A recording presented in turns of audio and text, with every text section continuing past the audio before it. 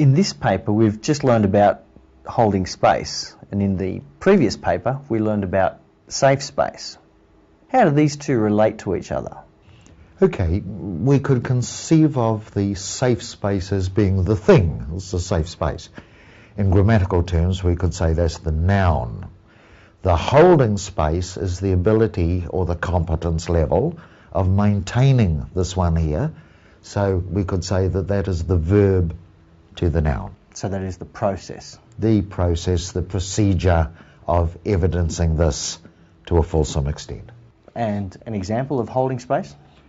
Yes, we'll pull up our example again of the receptive parent who has the safe space for the child.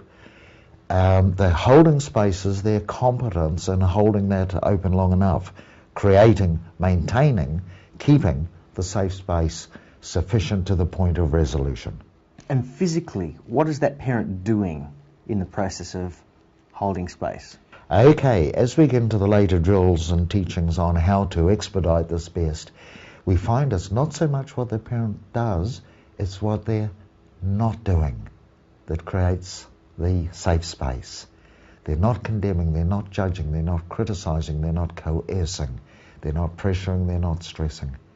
So it is largely, okay, there's ways of doing that, I acknowledge, but the essence is in what they don't do. And on that point, what they don't do, does that involve both actions and thoughts? Correct. Perhaps you can draw together all of the papers up to this point?